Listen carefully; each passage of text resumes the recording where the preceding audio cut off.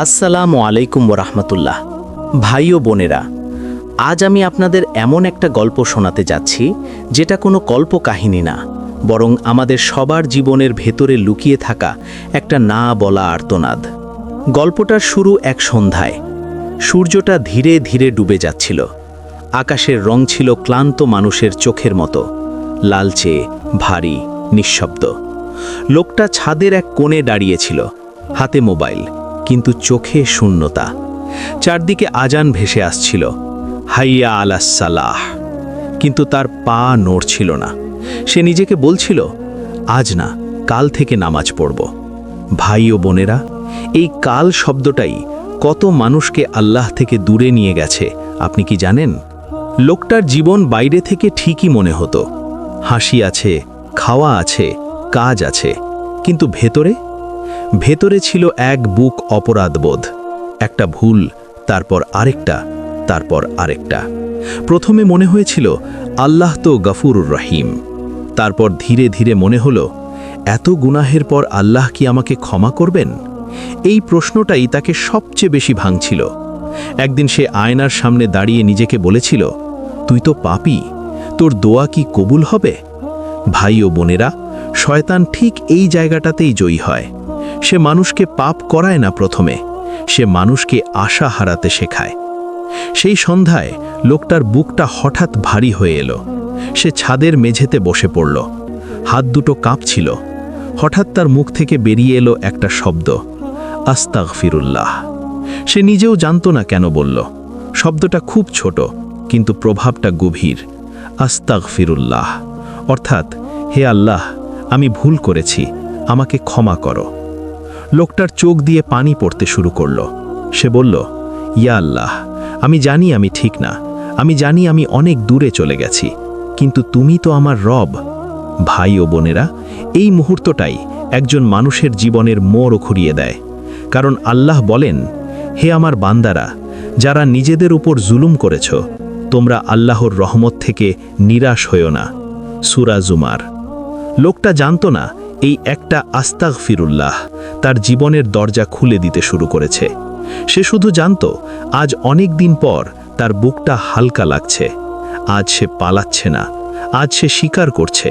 আর আল্লাহ স্বীকার করা বান্দাকে কখনো ফিরিয়ে দেন না। অন্ধকারে সন্ধ্যার আকাশ তখন অন্ধকার হয়ে গেছে, কিন্তু লোকটার ভেতরে একটা ছোট আলো জ্বলে উঠেছে। সেই রাতটা লোকটার জীবনে খুব আলাদা ছিল। ছাদের ওপর বসে থাকা মানুষটা আকাশের দিকে তাকিয়েছিল দীর্ঘক্ষণ। তার চোখে তখনও পানি, কিন্তু এই পানির ভেতরে ছিল না শুধু কষ্ট, ছিল লজ্জা। সে নিজেকে প্রশ্ন করছিল, আমি কবে থেকে এমন হয়ে গেলাম? একটা সময় ছিল সে নামাজ মিস করলে অস্বস্তি লাগত।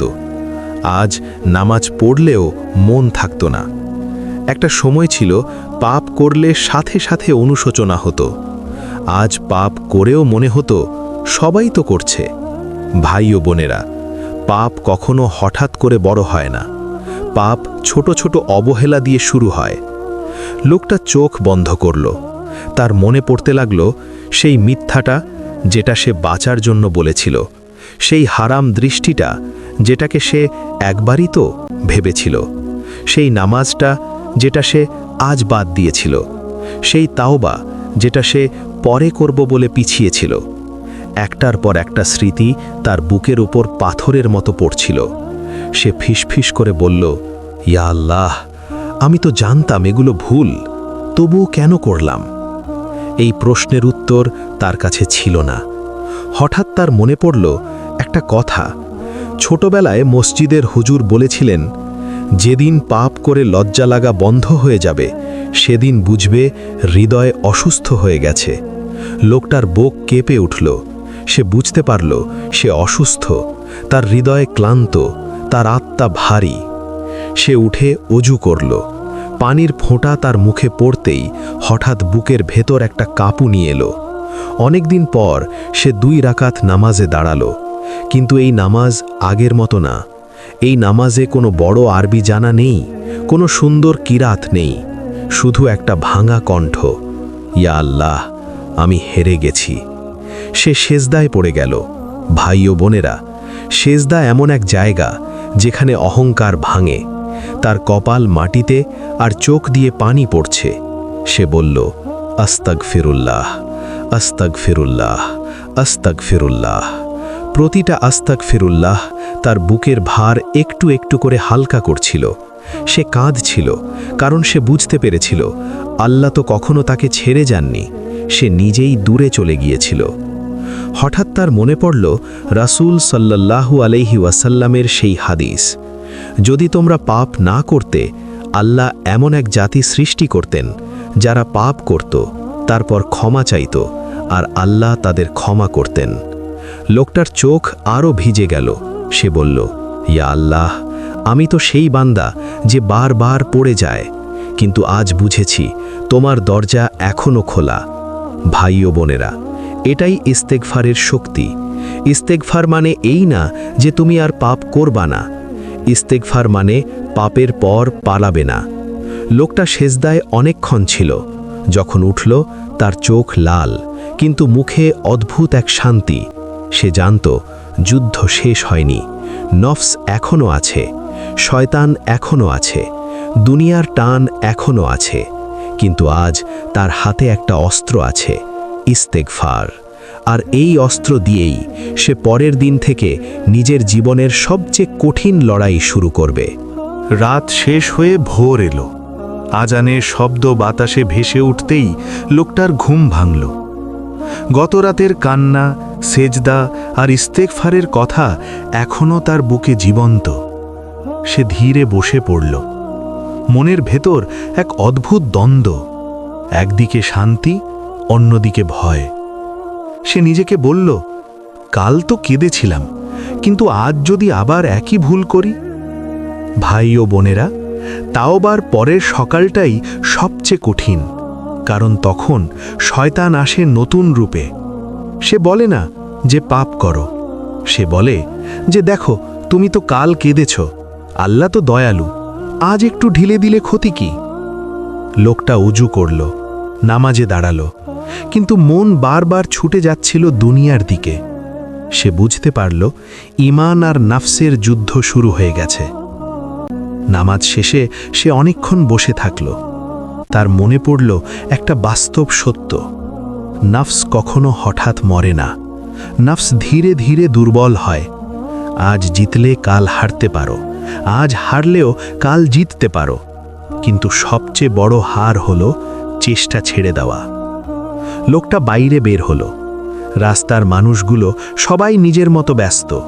কেউ হাসছে, কেউ ফোনে কথা বলছে, কেউ দুনিয়ার চিন্তায় ডুবে আছে। সে হঠাৎ ভাবল, আমি কি সত্যি আলাদা, নাকি আমিও এই স্রোতে ভেসে যাচ্ছি? সারা দিনে অনেক সুযোগ এলো, সেই পুরনো অভ্যাসের ডাক, সেই হারাম আনন্দের হাতছানি, সেই গুনাহের রাস্তা যেটা সে চেনে খুব ভালো। নাফস ফিসফিস করে বলছিল, একবার করলেই বা কি হবে? লোকটার বুক কাঁপল। তার মনে পড়ল গত রাতের সেজদা, মাটিতে পড়ে থাকা কপাল, ভেজা চোখ। সে মনে মনে বলল, ইয়া আল্লাহ, আমি দুর্বল, কিন্তু তুমি শক্তিশালী। সে থেমে গেল। ভাই ও বোনেরা, কখনো কখনো পাপ না করা মানে কোনো কিছু করা না, শুধু থেমে যাওয়া। সেই থেমে যাওয়াটাই একটা ইবাদত হয়ে যায়। লোকটা ধীরে বলল, আস্তাগফিরুল্লাহ। শয়তান রেগে গেল। সে বলল, এত ইস্তেগফার করে কি হবে? তুমি তো আবার পড়ে যাবে। লোকটা এবার ভাঙেনি। সে উত্তর দিল, পড়ে গেলেও আমি আবার উঠব। দিন শেষে সে ক্লান্ত শরীরে ঘরে ফিরল। আজ সে কোনো বড় কাজ করেনি, কোনো অলৌকিক কিছু ঘটেনি, কিন্তু একটা জিনিস বদলেছে, আজ সে কিছু পাপ ছেড়ে দিয়েছে। ভাই ও বোনেরা, এই ছেড়ে দেওয়াই জান্নাতের পথে প্রথম পদক্ষেপ। রাতে আবার সে সেজদায় গেল। আজ কান্না আগের মতো জোরে না, কিন্তু মন বেশি সত্য। সে বলল, ইয়া আল্লাহ, আজ আমি জিতিনি, কিন্তু হাল ছাড়িনি। এই কথাটাই আল্লাহর কাছে খুব প্রিয়, কারণ আল্লাহ চান না নিখুঁত বান্দা, আল্লাহ চান ফিরে আসা বান্দা। লোকটা বুঝতে পারল, ইস্তেগফার কোনো এক রাতের কান্না না, ইস্তেগফার হলো সারা জীবনের পথ, আর এই পথেই তার সবচেয়ে বড় পরীক্ষা এখনো বাকি। রাত গভীর হয়ে এসেছে, আকাশে তারারা নীরবে জ্বলছে, ঠিক যেমন নীরবে আল্লাহ দেখছেন তার বান্দার প্রতিটা চেষ্টা। লোকটা আজ অনেকক্ষণ চুপচাপ বসেছিল, কোনো কথা নেই, কোনো অভিযোগ নেই, শুধু একটা প্রশ্ন, ইয়া আল্লাহ, আমি কি সত্যিই বদলাতে পারবো?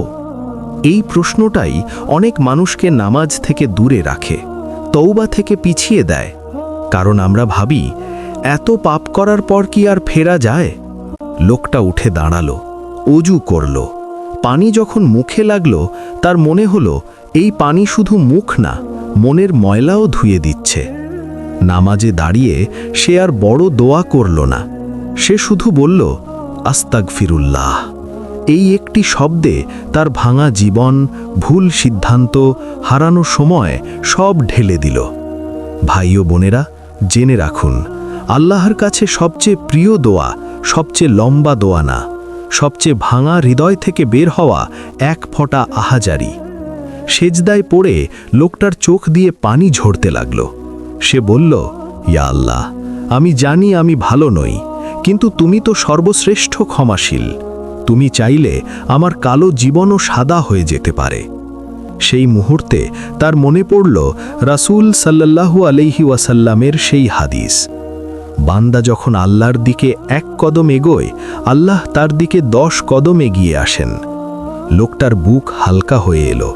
সে বুঝতে পারল তার জীবনের সব সমস্যা শেষ হয়ে যায়নি।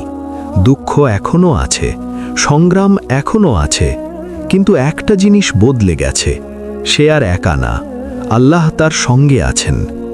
পরদিন সকালে সে আগের মতোই কাজে বের হলো, কিন্তু আজ তার চোখের দৃষ্টি আলাদা। আজ সে পাপ দেখলে ভয় পায়, কারণ সে জানে পাপ তাকে আল্লাহ থেকে দূরে নিয়ে যায়।